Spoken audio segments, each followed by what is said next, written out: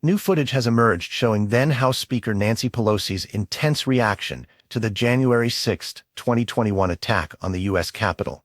Just hours after the event, Pelosi labeled then-President Donald Trump as a domestic enemy. This video, shot by her daughter Alexandra Pelosi and later handed over to HBO, captures Pelosi's anger and concern over the security failures that allowed the attack to happen.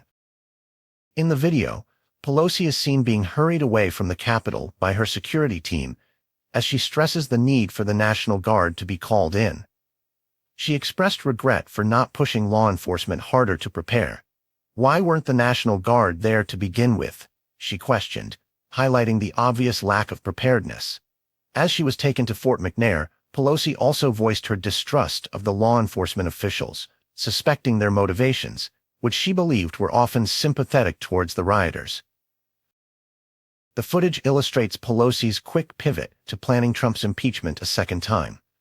This effort was successful, culminating in Trump's historic second impeachment.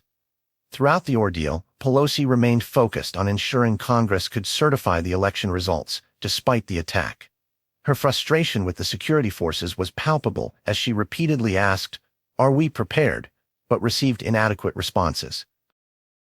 The morning following the attack, Pelosi was seen strategizing with her aide, determined to keep the focus on Trump rather than the Capitol Police's failures. This decision reflects her belief in holding Trump accountable for inciting the insurrection, which she saw as a dire threat to American democracy. Several times during the footage, Pelosi emphasized that Trump must face consequences for his actions.